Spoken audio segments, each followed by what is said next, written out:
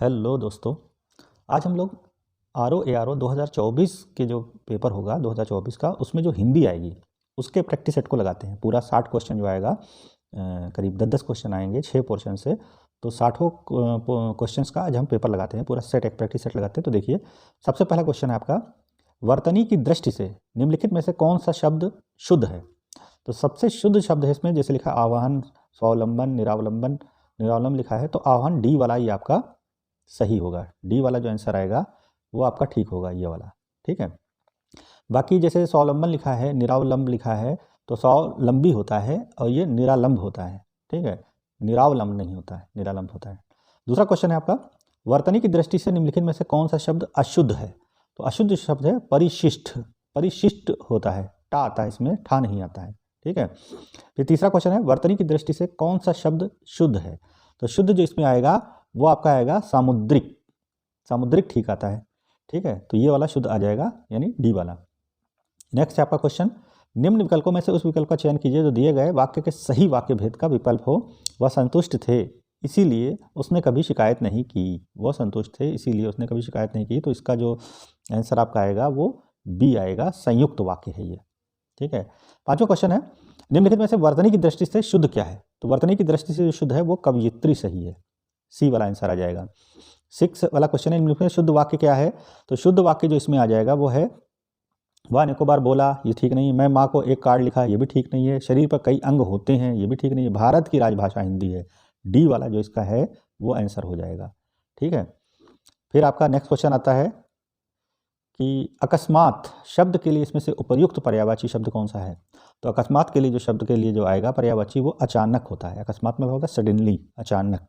ठीक है। फिर नेक्स्ट क्वेश्चन आपका है 8वां वाला, इसको देखिए, निम्न प्रश्न में से 4 विकल्पों में से उस विकल्प का चयन करें जो दिए गए शब्द के समानार्थी शब्द का विकल्प नहीं है।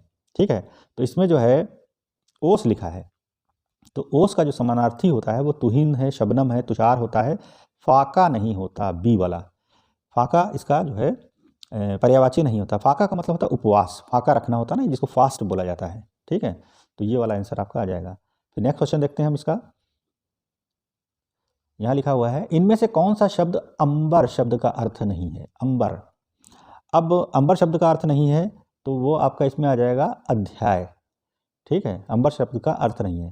ठीक, वस्त्र, आकाश, कपास ये होते हैं सब। ठीक है। नेक्स्ट क्वेश्चन है आपका, निम्नलिखित में से कौन सा शब्द अग्नि का पर्यायवाची नहीं है। अग्नि का, तो अग्नि का पर्यायवाची, अग्नि जो होता है वो आग होती है, तो उसका पर्यायवाची जो नहीं होगा वो है आपका अमीय। ठीक है। अमीय जो होता है वो अमृत होता है। ठीक है, जिसको सुधा भी बोलते हैं हम, सोम भी बोलते हैं। तो अमी जो है ये अलग हो गया। बाकी जितने भी हैं, बाकी जो है वैष्णवर लिखा है, और आपका जो है अनल है, रोहिताश्व। ठीक है, ये सभी अग्नि के पर्यायवाची हैं। इनमें से कौन सा शब्द शत्रु, नेक्स्ट क्वेश्चन है आपका, शत्रु का पर्यायवाची। शत्रु माने दुश्मन, तो दुश्मन का जो पर्यायवाची आपका आ जाएगा वो है अरि। अरि जो होता है वो दुश्मन होता है। शत्रु का जो पर्यायवाची है वो अरि है। ठीक है। तो वैसे तो कई एक होते हैं, जैसे दुश्मन है, बैरी है, अमित्र है, प्रतिपक्षी है, विपक्षी है, ये सब होते हैं पर्यायवाची, लेकिन वो इसमें दिया नहीं, तो केवल ये वाला आ जाएगा। नेक्स्ट क्वेश्चन है, निम्नलिखित में कौन सा शब्द तिमिर का पर्यायवाची है। तिमिर का जो पर्यायवाची है वो आपका अंधकार। तिमिर माने होता है अंधेरा, अंधकार, तो तिमिर का पर्यायवाची हो जाएगा अंधकार। ठीक है। नेक्स्ट क्वेश्चन है, निम्नलिखित में से कौन सा शब्द वायु का पर्यायवाची है। तो ठीक है, तो वायु का पर्यायवाची कौन आ जाएगा, अनिल। अनिल जो होता है वो वायु का पर्यायवाची होता है। निम्नलिखित में से कौन सा आग का पर्यायवाची है। तो आग का पर्यायवाची है आपका अनल। अनल जो होती है आग कहलाती है। इनमें से आकाश का पर्यायवाची कौन सा नहीं है। आकाश का पर्यायवाची जो नहीं है वो आपका अवनी है। अवनी जो है आकाश का पर्यायवाची नहीं है, ये पृथ्वी का पर्यायवाची होता है अवनी। ठीक है। पीयूष का पर्यायवाची कौन सा शब्द है। अब पीयूष जो होता है ये अमृत ही होता है, पीयूष। ठीक है, तो इसका पर्यायवाची जो आपका आ जाएगा अमृत। पीयूष जो होता है, या तो इसको सुधा कह लीजिए, अमृत कह लीजिए, सोम कह लीजिए, अमी कह लीजिए, तो उसका पर्यायवाची आ जाएगा अमृत। नेक्स्ट है आपका,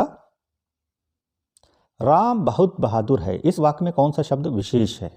तो विशेष जो है राम है, जिसकी विशेषता बताए वो विशेषण हो जाता है, और जिस मतलब संज्ञा या सर्वनाम की विशेषता बताए वो कहलाता है विशेष। ठीक है, तो राम यहाँ पर विशेष है। विशेषण विशेष का जो वीडियो है वो हमने फुल वीडियो बनाया है, हमारे प्लेलिस्ट में जाइएगा हिंदी वाली में, तो आप देख सकते हैं उसमें। चैनल पे जाइएगा, उसका प्लेलिस्ट में जाएगा हिंदी में, विशेषण विशेष हमने डिटेल में समझाया है काफ़ी, तो कॉन्सेप्ट आपका क्लियर हो जाएगा उससे कैसे किया जाता है ये। फिर नेक्स्ट क्वेश्चन है आपका 18 वाला, जिन संज्ञाओं की विशेषता बताई जाती है उन्हें क्या कहा जाता है? तो उन्हें विशेष कहा जाता है। ठीक है। नेक्स्ट है आपका, वह श्रेष्ठ उपासक है, वाक्य में प्रयुक्त विशेष कौन सा है? तो श्रेष्ठ उपासक है तो प्रयुक्त विशेष जो है वो आपका उपासक ही होगा, ये वाला उपासक। ठीक है। नेक्स्ट लेते हैं पेज, देखते हैं नेक्स्ट क्वेश्चन को।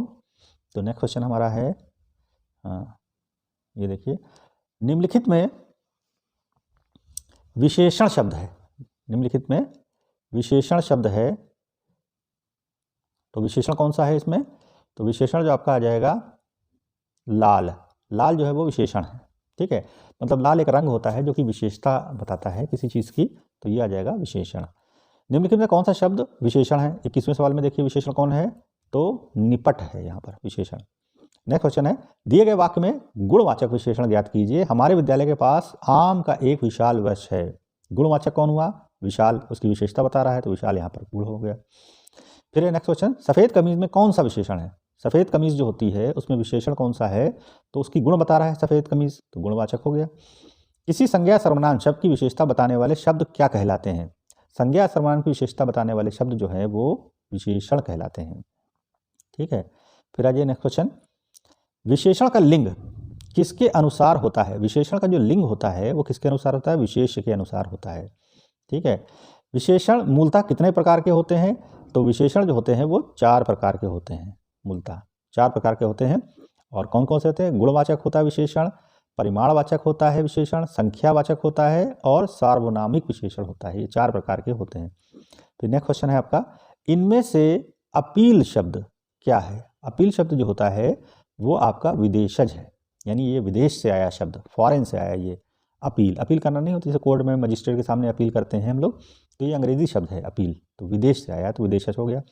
अलमारी किस भाषा का शब्द है? अलमारी जो है वो पुर्तगाली है, अलमारी पुर्तगाली है। जब आप तत्सम तद्भव, हमारा एक वीडियो हमने बनाया है उसमें तत्सम तद्भव के बारे में समझाया है पूरी डिटेल में, उसमें देशज विदेशज शब्द भी बताए हमने, तो आप प्लेलिस्ट में जाकर के मेरे चैनल पर जाकर देख सकते हैं डिटेल में। उसको हमने साइंटिफिक वे में समझाया है, आप आराम से देख सकते हैं, तो समझ में आ जाएगा क्या होता है, यानी शब्द जो होते हैं कहाँ कहाँ से हमारे डिक्शनरी में आए हिंदी के, तत्सम तद्भव क्या था पूरी डिटेल उसमें हमने समझा दी है, देख सकते हैं आप मेरे वीडियो को, तो समझ में आ जाएगा।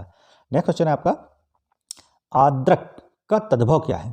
तो आद्रक का जो तद्भव है अदरक, अदरक होती है इसका तद्भव।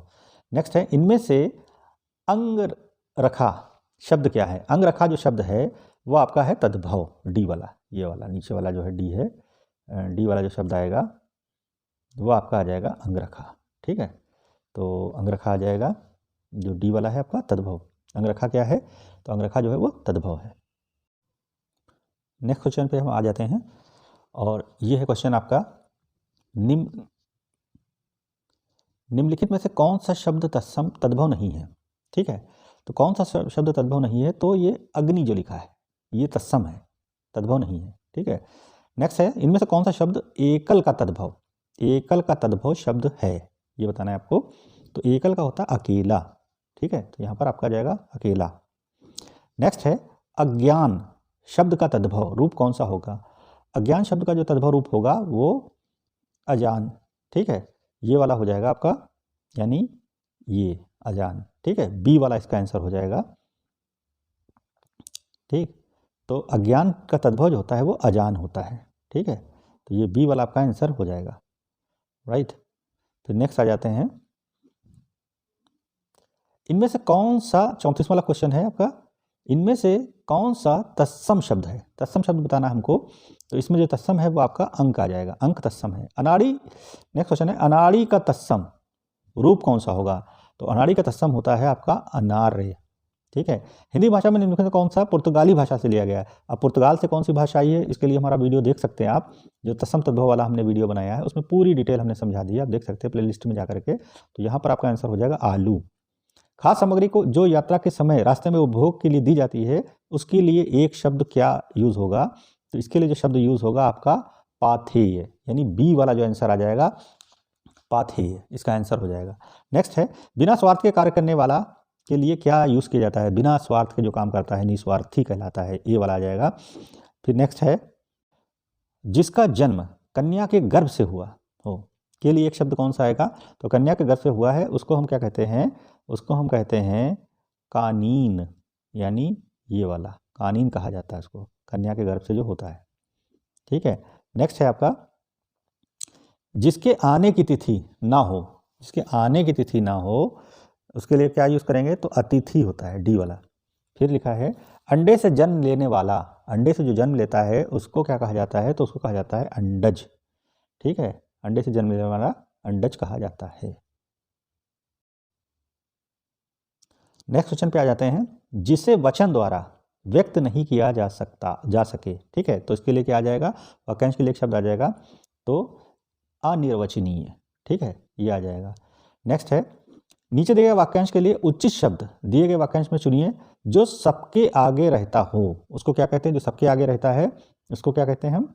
तो अग्रणी बोला जाता है। जो सबके आगे रहता है उसको हम कहते हैं अग्रणी। जो नेक्स्ट क्वेश्चन है जो देखने योग्य ना हो उसके लिए वाक्यांश के लिए एक शब्द क्या आएगा? जो देखने योग्य ना हो तो उसको क्या कहते हैं? अदर्शनीय। सी वाला आ जाएगा आंसर।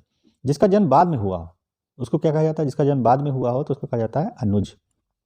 नीचे दिए शब्द के लिए उचित वाक्यांश दिए गए विकल्पों में से चुनना है। ठीक है, तो अन्य मनस्क इसके लिए जो आपका आ जाएगा अन्य मनस्क के लिए आ जाएगा जिसका मन किसी दूसरी ओर लगा हो उसे कहा जाता है।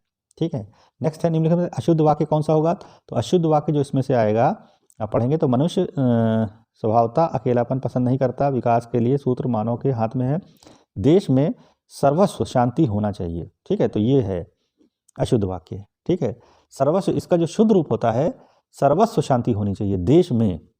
ठीक है, देश में सर्वस्व शांति होनी चाहिए। ठीक है, तो इसका शुद्ध रूप आ जाएगा। नेक्स्ट है यह शुद्ध है। और नेक्स्ट है 48 वाला इनमें से शुद्ध वाक्य कौन सा है? तो इनमें से शुद्ध वाक्य जो आपको छांटना है वो आपका आ जाएगा सी वाला आंसर आ जाएगा मैंने पुस्तक पढ़ी। सी आ जाएगा इसका आंसर, सी वाला आएगा मैंने पुस्तक पढ़ी। ठीक है, नेक्स्ट क्वेश्चन है कौन सा वाक्य शुद्ध है? कौन सा वाक्य शुद्ध है? तो इसमें आ जाएगा दही खट्टा है, ये बी वाला आ जाएगा आंसर आपका। फिर नेक्स्ट क्वेश्चन है लिंग की दृष्टि से अशुद्ध वाक्य क्या है? तो लिंग की दृष्टि से अशुद्ध वाक्य है आपकी चरित्र अच्छी है, ये अशुद्ध है, बी वाला। बी वाला आपका आंसर हो जाएगा। ठीक है, नेक्स्ट क्वेश्चन हम आ जाते हैं 51 वाला। देखिए लिखा हुआ है सभ्य व्यक्ति किसी का अपमान नहीं करते हैं। तो पूर्व वाक्य में रेखांकित शब्द के विलोम शब्द को बताना है, यानी सभ्य का जो विलोम आएगा वो आपका क्या आएगा? तो सभ्य का विलोम क्या हो जाता है आपका? असभ्य। तो आपका डी वाला आंसर हो जाएगा असभ्य।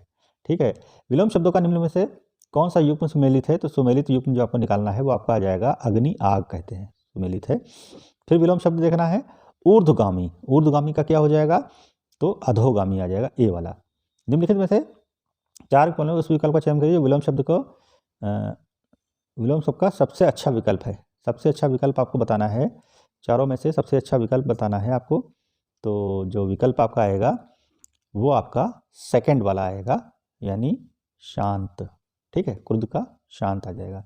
55 क्वेश्चन देखिए इनमें से कौन सा शब्द